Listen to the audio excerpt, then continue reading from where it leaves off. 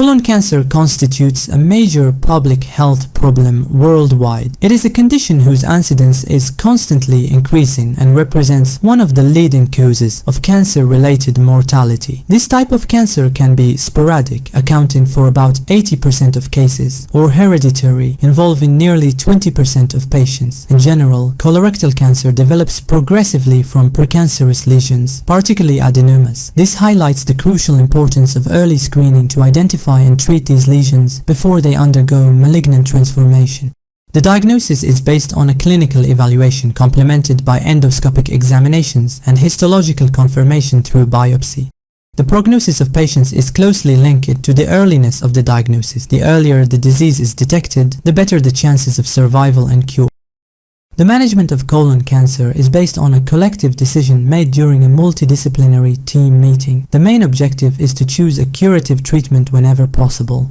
Endoscopic treatment is an option for localized tumors and certain specific clinical situations with both curative and palliative purposes. For curative intent, endoscopic excision is performed in cases of a degenerated adenoma and is considered sufficient when the resection margins are healthy, meaning free of any residual tumor cells. For palliative purposes, particularly in advanced cancer complicated by intestinal obstruction, techniques such as endoscopic stent placement or laser drilling can be used to restore intestinal passage and relieve obstructive symptoms. Surgery remains the main curative treatment for the majority of patients and is performed either by laparoscopy or laparotomy depending on the clinical situation. The principle is to achieve an oncologic resection with a safety margin of at least 5 cm around the tumor combined with complete lymph node dissection and vascular ligation to ensure maximal removal of potentially affected tissues.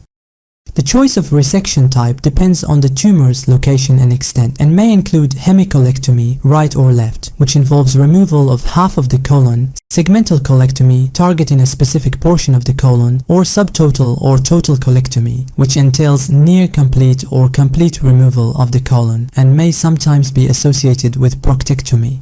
These surgical procedures are often followed by anastomosis to restore the continuity of the digestive tract. Palliative surgery is indicated when cancer cannot be treated with curative intent and aims primarily to improve the patient's quality of life by relieving symptoms and managing associated complications.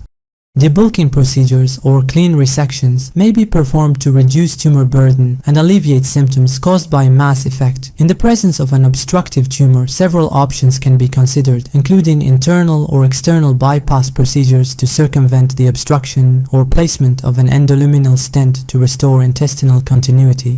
Additionally, in cases of abscesses or fluid collections secondary to the tumor, CT-guided drainage may be performed to control infection and improve patient comfort.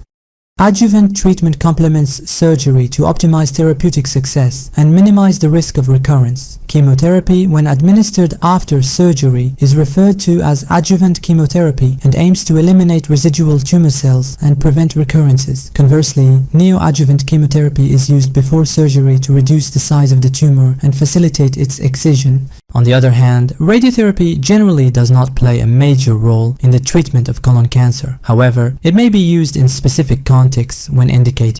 The treatment of metastases is also essential to prolong survival and improve quality of life. When metastases are accessible and localized, surgical resection is the preferred approach. When surgery is not feasible, alternative therapeutic options include chemoembolization, a method that combines local chemotherapy with embolization of the vessels supplying the metastases. Other techniques, such as intra-arterial chemotherapy, radiofrequency ablation, or cryotherapy, can be used to precisely target and destroy metastatic lesions. Certain metastatic sites, such as pulmonary, ovarian, splenic, or adrenal metastases, can also be treated surgically when their location allows it. In cases of peritoneal carcinomatosis, intraperitoneal chemotherapy is often performed immediately after the surgical resection of the primary tumor.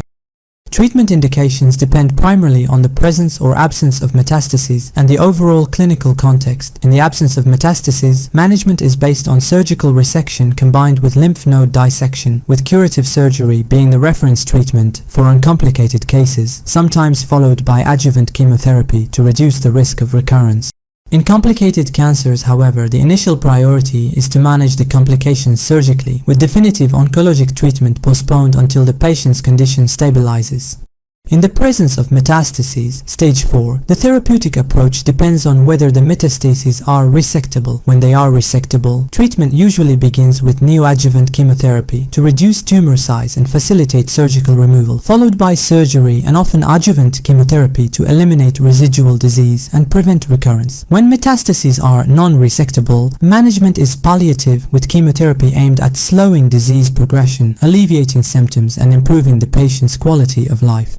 After a curative treatment, rigorous follow-up is essential to allow early detection of any recurrence and is based on a combination of clinical and paraclinical assessments.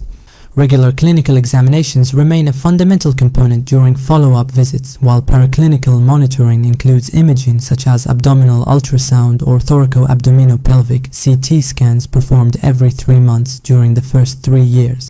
Colonoscopy is also scheduled periodically to assess the condition of the colon. In addition, carcinoembryonic antigen (CEA) levels are measured regularly, as an increase may suggest recurrence. In cases where CEA levels rise despite normal imaging findings, a PET scan is recommended to identify any recurrence not detectable by standard imaging techniques.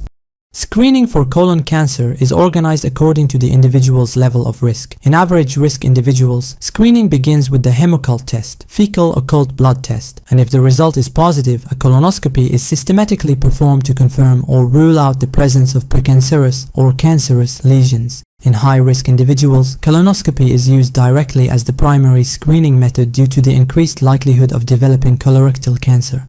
In very high-risk individuals, more intensive surveillance is required. In cases of hereditary non-polyposis colorectal cancer, HNPCC or Lynch syndrome, colonoscopy is recommended every 2 years, starting at the age of 25. While in familial adenomatous polyposis, patients should undergo an initial colonoscopy at puberty, followed by annual examinations until the age of 40.